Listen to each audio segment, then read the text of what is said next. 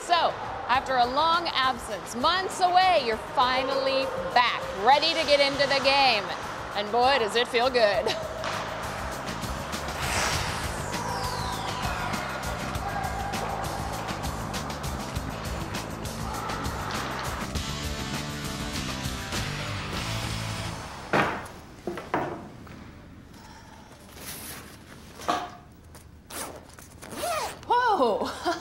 Whoa, some things got a little musty while you're away, huh? Well, lots of things have changed, and it's not like you remembered. Not to worry. We've got the gear to make your return a lot smoother. Whew, that's ripe. Ooh. Well, just like opening up your hockey bag for the first game of the season, coming home may mean getting reacquainted with your environment, with people that you left behind, with gear you forgot to wash. It was hard to readjust, only because for the 6 months of the deployment and the time leading up that we all worked together as a team on board the ship, that networking and that camaraderie, it was an everyday fact of life while deployed. Didn't matter what soil we were on. And then coming back to Esquimalt after 6 months, the anticipation of coming home, and you thought, okay, I'm infallible. I've done this 6 months, and you know, I'm good to go. But the network wasn't there. I was losing 260 of my family, and they were going to all their families, and I was just going to my apartment. So it was frustrating at the end. So, you're getting back on the team, but there may have been some changes on the roster. Your friends' and family's lives have moved forward. Maybe somebody's started a new job or moved, and, well, they've likely been pretty worried while you were gone. You're going to want to jump right back into the game like you remember it, but you're also going to need to get your ice legs again. Not only with them, but with yourself as well. Maybe you've seen or experienced something during the deployment that has shifted your beliefs. The lessons learned, and you come back to Canada and you've got all these experiences running through your head, and you listen to people complain about certain things, and you flash back and you go, wow, you don't realize how good you have it.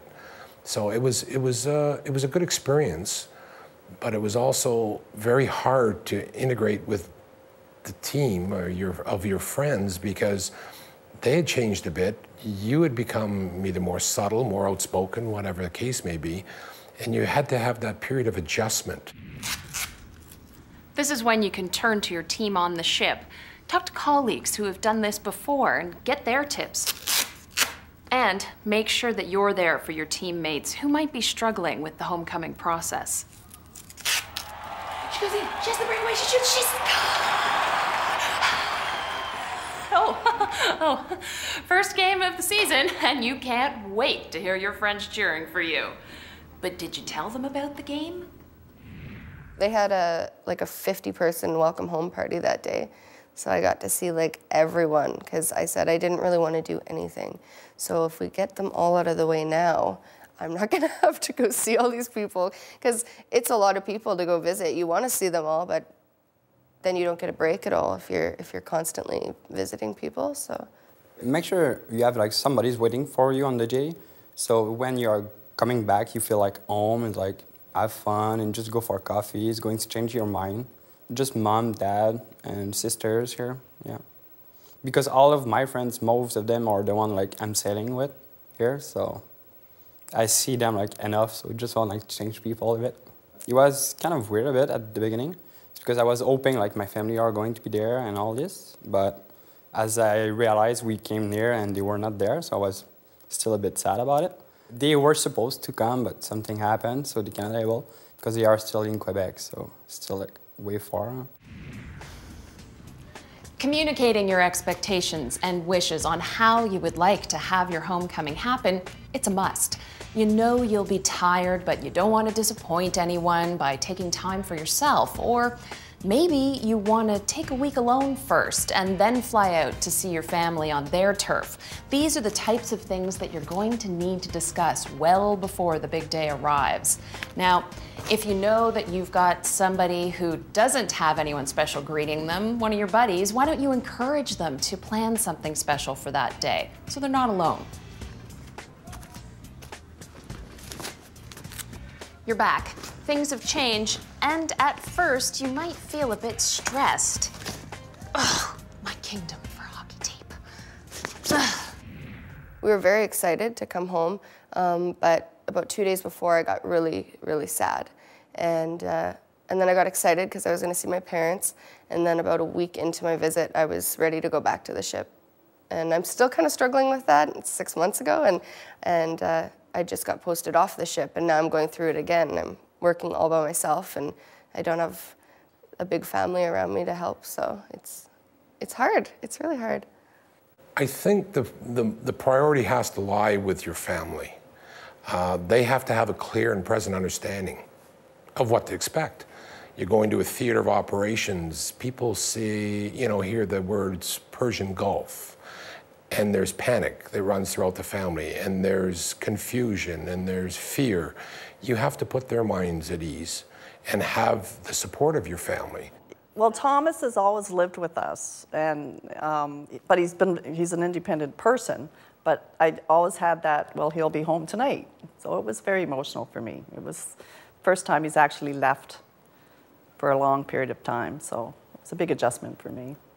If it's possible, I would fly my parents to Victoria and they can stay for a month. They're almost retired.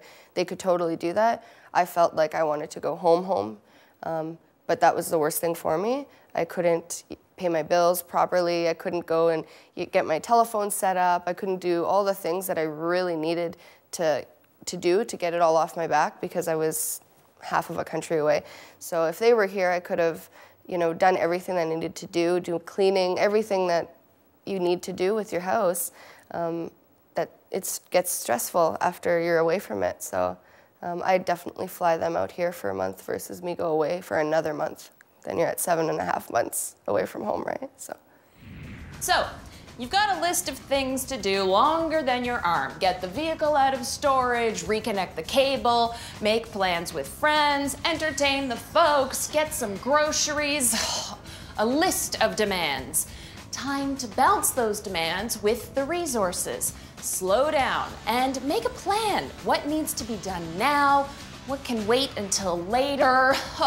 Talk to your folks about maybe doing a tour on their own. See if there's something that, they can do from the list. Ask a friend to help, or how about doing it via internet from the sea?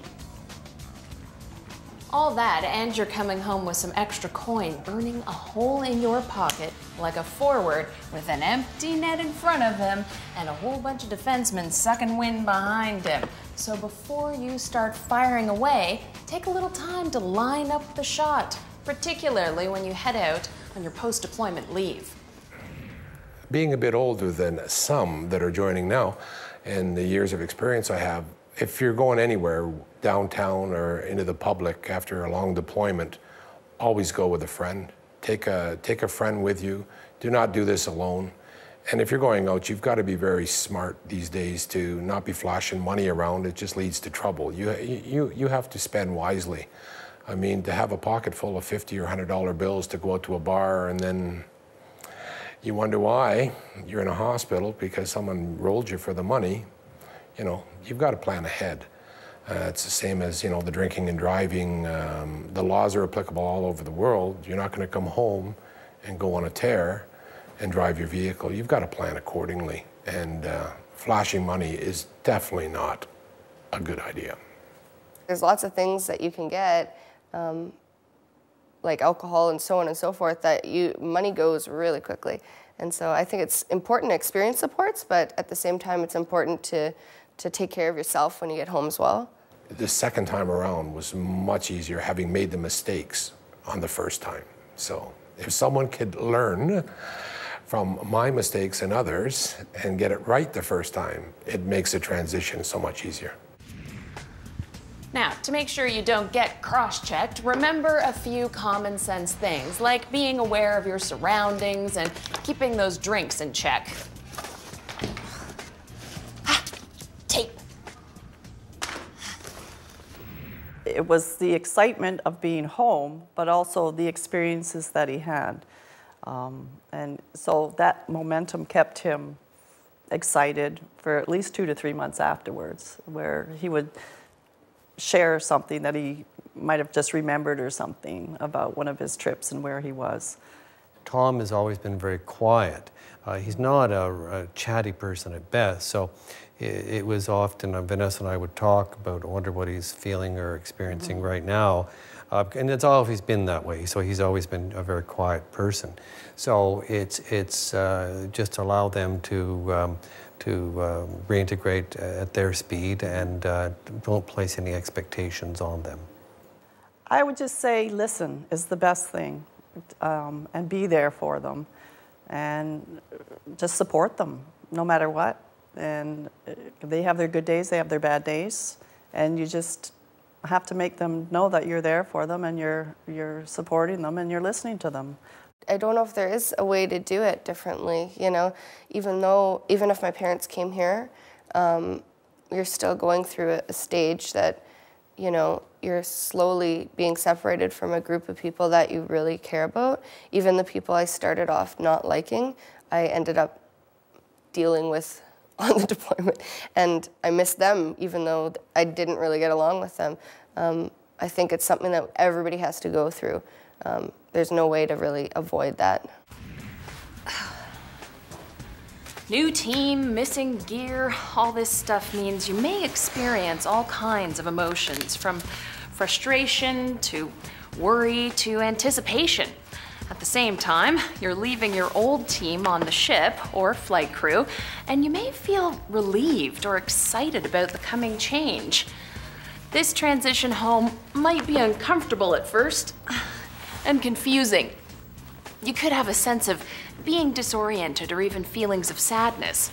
And that freedom of not being surrounded by people like back on the ship, it's good at first, but may feel lonely later. So get together with friends for a meal or a movie. Now, this readjustment, it's gonna impact everything, which is why self-care, like finding healthy ways to manage stress and accessing resources to help you readjust, is important. So is buddy care. You know which of your shipmates may be struggling, so check that they are connected with someone. We didn't think we'd have an issue because we didn't leave our spouses for 6 months. We didn't, leave our kids for 6 months. We were just kind of the easy ones, so you think. But I don't think it was easy at all. And from what I've noticed in the Navy, a lot of people are married. Most people are married, and if they're married young or old or whatever. And so there wasn't very many people to relate to in terms of a six-month deployment. No one really gave us any tips. We thought we'd just go home, spend the money, and hang out. It isn't like that. Constantly, when you're on a deployment, the single people are criticized. Oh, well, you don't know how hard it is. You don't know what it's like to leave your wife behind. You don't know what it's like to leave your kids behind. And that's true. We have no idea what that's like. But we know what it's like to leave home just as much as you do.